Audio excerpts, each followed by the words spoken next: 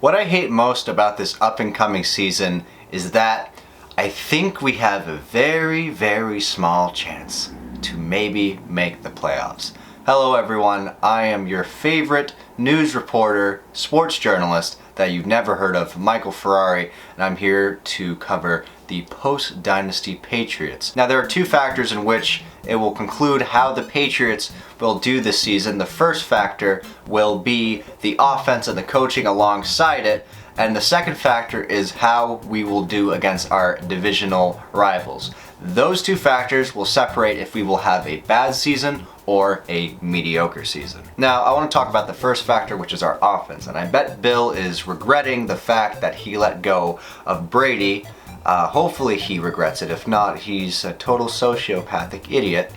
But it's really no shock either, knowing that once Brady left, our offense would not nearly be as good. And it was both shocking and kind of expected how bad New England's offense fell off. Now, a huge part of how the Patriots have been failing offensively throughout these years without Brady, it comes with the coordinators. First, it was Josh McDaniels for a while. I knew he wasn't that good, and I was laughing when he got signed to be the coach for the Raiders, because I knew that he wasn't going to do good, and he didn't. And then, after laughing, I started crying after watching how he performed against him. Then we had the flake out of Detroit, Matt Patricia, come in, and he tried to be the offensive coordinator. And the second I heard reports about the Patriots not really trusting this new offense that Patricia has put forward, I knew it was going to be a very long season, which it was, even though it was cut short because we didn't make it to the playoffs. Now, with Bill O'Brien as the OC, it comes to a little bit as a relief to a Patriots fan, knowing that he came from Alabama, which is a really good program. He used to coach with the Patriots, and at Alabama, he was Mac Jones' coordinator as well. But the trade-off was that we couldn't get DeAndre Hopkins after the shenanigans those two went through in Houston. I'm still trying to recover from that. Thanks for asking. This is probably going to be Mac Jones' last chance this season to prove that he is a solid starter, or just even a starter in general, in the NFL. After his huge sophomore slump, he just didn't look confident in the pocket. The injury that he had during the Ravens didn't help. I really think if Mac cannot be a dirty player, clean up his act, and play through the face of adversity, I think the Patriots would have a much better shot making the playoffs due to how shit our offense is, especially how risky and how iffy the QB room is as of late. I also don't really love, or I'm not really in love with our receiving core. If we had DeAndre Hopkins, I would. Thanks, Bill. And you too, Bill. Juju as a pickup is a little questionable because we're kind of shaping him to be our number one receiver after the, I don't even want to get into Al Galore.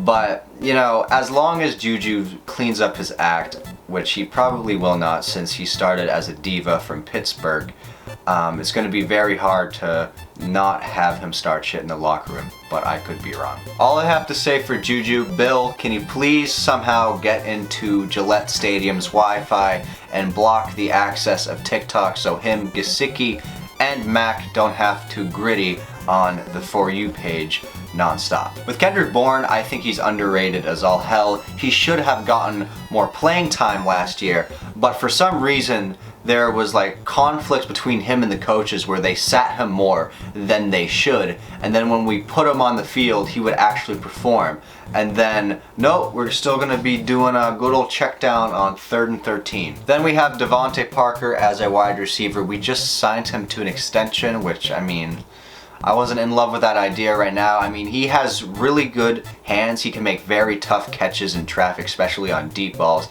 But that's kind of what I mostly saw from Devontae, were those, you know, those tough catches. Not saying they were a bad thing, really, but I haven't seen him get that open. Like, not a lot of open passes were thrown his way, or passes thrown to him that were open, meaning he's not getting separation. I also really like the pickup of Gesicki. I think he's shown to be a good tight end if the ball can be thrown to him. He should definitely be better than how Jonnu Smith and Hunter Henry has performed after last season.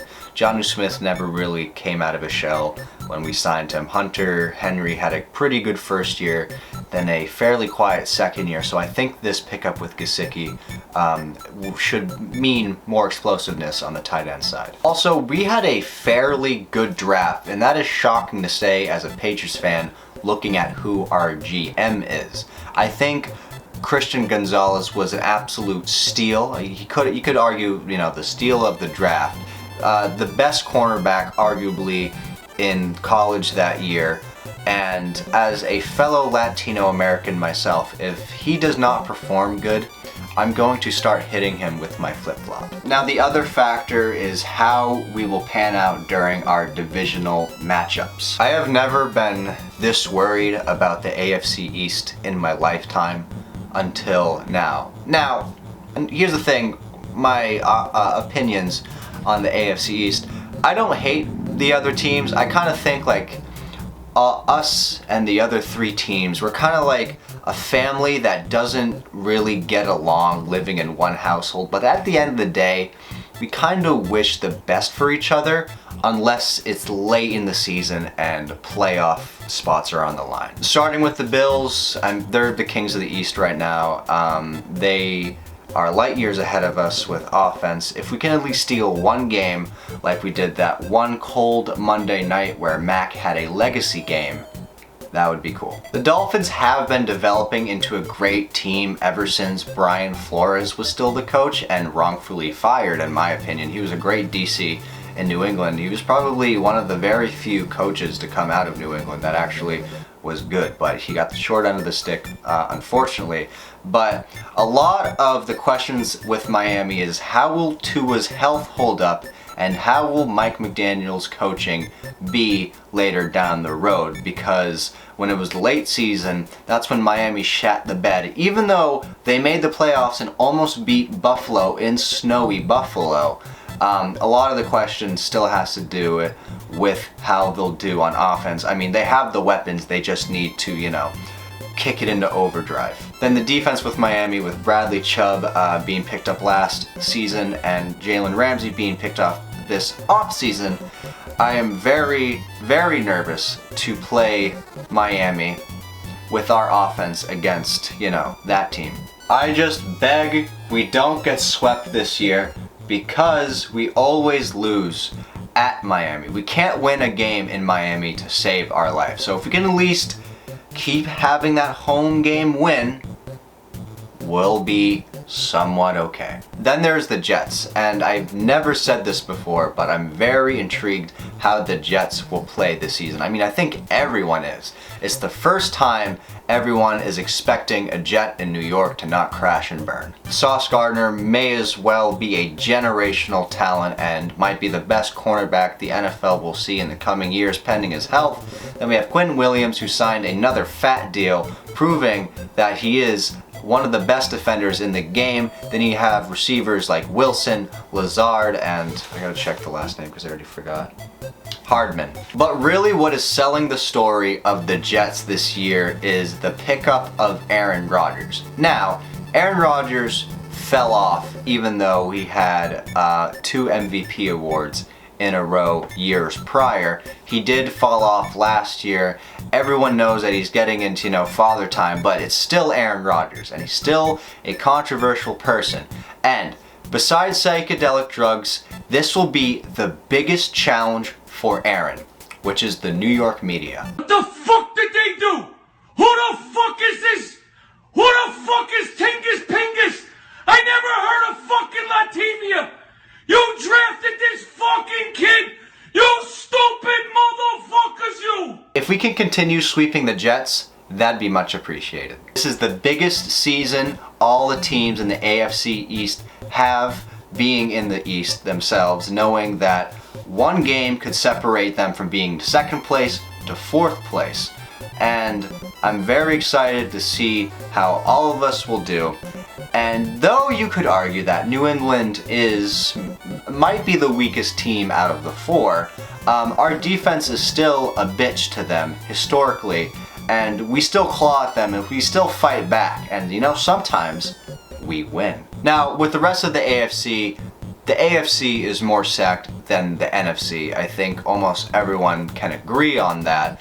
And believe it or not, because of how stacked the AFC is, that will keep the Patriots in the playoff hunt like it did last year, even though we were garbage. The reason is because so many good teams in the AFC played each other, and so many teams had upsets or had worse records than initially because how many good teams there were. Meaning, the AFC was kind of imploding on itself, which is the reason why New England almost made the playoffs. If we at least won one of those two games that ended tragically, we would be in the playoffs because we didn't have to clinch in week 18 after beating Miami. If I had to give my final prediction on how New England will do this year, I'm feeling a really solid and powerful 8-9 record. I could see a 10-7 with wins against Dallas and the Chargers. Though I think we will realistically be under 500 this season, I did say I still think we have a shot to maybe steal a playoff seed, and maybe number 7. Because like I mentioned, how the AFC was good, where it implodes on itself. Unless you're the AFC South, because every team but the Jaguars. And just like how I started my Miami coverage last season, I quoted MJ from Spider-Man. If you expect disappointment, then you can never really get disappointed. And this is my playoff prediction for both conferences. Knowing it is a sports prediction, I'm happy to take the responsibility once it becomes incorrect. Let me know what you guys think, how the Patriots will do. I'm not too worried about our defense and special teams. They've always been historically good under the coaching of Belichick. But by saying that, and the total opposite happens this season, and we just have a total fluke season and Bill leaves, there's no one to blame except Bill.